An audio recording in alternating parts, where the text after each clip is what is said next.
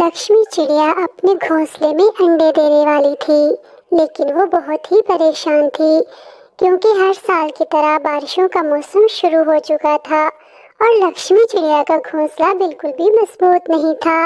उसका घोंसला तेज हवा और ज्यादा बारिश को बर्दाश्त नहीं कर सकता था। मैं तो अपने घोंसले में अंडे देने वाली हूँ, लेकिन बरसात भी शुरू हो चुकी है और मुझे अपना घोंसला मरम्मत करने का टाइम ही नहीं मिला। अगर बरसात ज्यादा आ गई तो मेरा घोंसला तो टूट जाएगा। लक्ष्मी परेशान होकर अपने घोंसले में बैठी हुई थी कि वहाँ पर कालू कौवा आ गया। क्या बात है लक्ष्मी, तुम इतना परेशान होकर क्यों बैठी हुई हो? देखो तो बाहर मौसम कितना अच्छा है। आओ हम जंगल में घूमने के लिए चलते हैं। कालू भैया, मैं अपने घोंसले में अंडे देने वाली हूँ, इस वजह से मैं परेशान हूँ।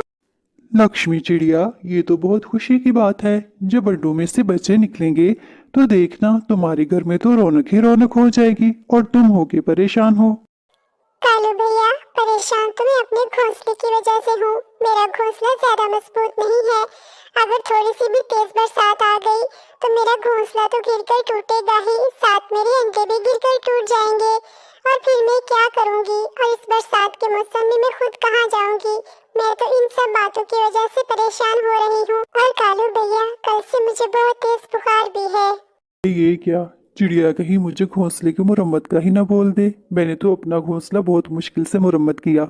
ऐसा करता हूँ, जल्दी से यहाँ से चला जाता हूँ। कालू कौवा दिल ही दिल में ऐसा सोचता है और फिर फौरन लक्ष्मी चिड़िया से कहने लगता है। लक्ष्मी, क्या है ना कि आज मेरी भी कुछ तबीयत ठीक नहीं है।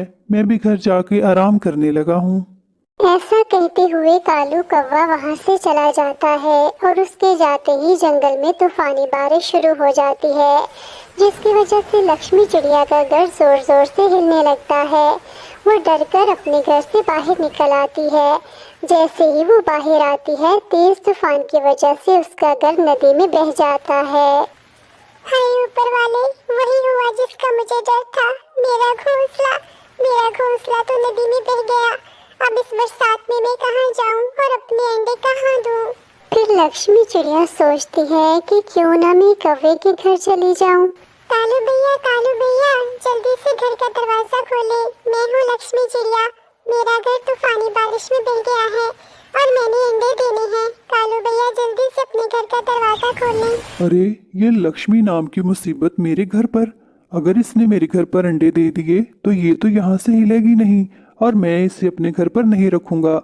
लक्ष्मी चिड़िया, क्या बात है ना, मैं दरवाज़ा खोल देता, लेकिन आज मेरे घर पर बहुत ज़्यादा मेहमान आए हुए हैं तो इसलिए मेरे घर पर जगह नहीं है।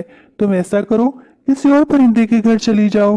बेचारी लक्ष्मी चिड़िया बहुत परेशान होती है और सोचती है कि मैं मिट्ठू तोते के घर पर चली जाती हूँ। तोते भैया, मैं हूँ लक्ष्मी चिड़िया। मुझे बहुत तेज बुखार है और मैंने अपने अंडे भी देने हैं। प्लीज अपने घर का दरवाजा खोलें और मुझे अपने घर में थोड़ी सी जगह दे दें। लक्ष्मी चिड़िया, तुम तो जानती हो मेरे अपने घर में जगह बहुत कम है। ठीक है, तुम आज की रात मेरे घर पर रह लो, लेकिन सुबह होते ही मेरे घर से चले जाना।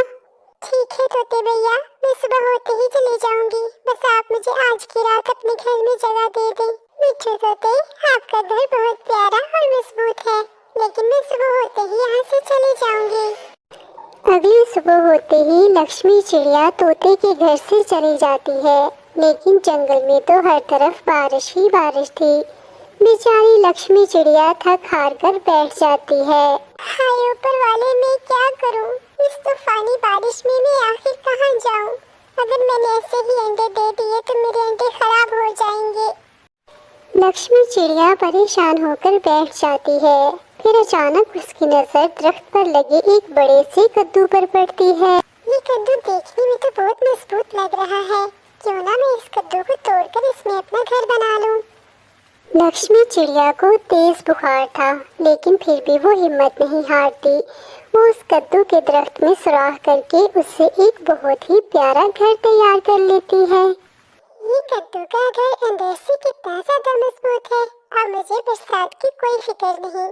अब मैं इस घर में अपने अंडे दूंगी, जिनसे मेरे छोटे छोटे प्यारे प्यारे बच्चे निकलेंगे और मैं उनसे खेलूंगी। लक्ष्मी चिड़िया ने मेहनत करके अपने लिए घर बना लिया।